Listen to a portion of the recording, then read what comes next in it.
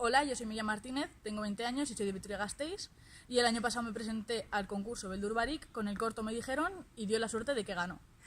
Este año no me voy a presentar, pero tengo una idea pensada, así que el año que viene me presentaré. Yo me presenté porque en Imagen y Sonido, donde yo estudiaba, los profesores nos comentaron sobre el tema. Y dije, ostras, yo tenía un poema leído que sabía que quería hacer un vídeo sobre él y dije, ¿por qué no participa con él?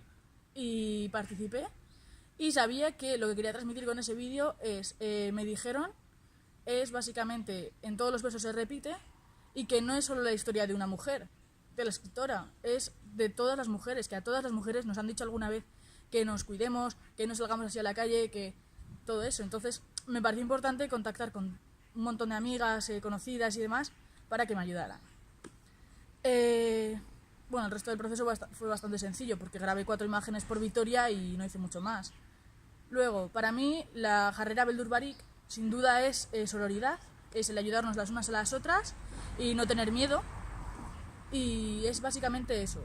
Yo el proyecto Beldur Barik lo conocía porque ayudaba en la educación social de El Pilar y una vez nos comentaron una actividad que se iba a hacer y dije, qué guay, voy a ir. Y pusimos carteles por Vitoria, banderitas, nos dieron pines para poner por toda la ciudad y fue bastante chulo.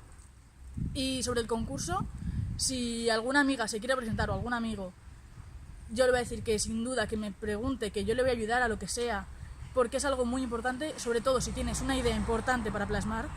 Quiero decir, si hay algo que quieras debatir, que quieras decir, esto lo tiene que ver el mundo, esto hay que hablarlo, esto no se puede quedar callado, me parecería importantísimo y que os presentéis porque es súper divertido. El año pasado en Vitoria yo me lo pasé genial con la minifiesta que se hizo al ver los vídeos y en Eibar con las actividades y con todo fue increíble.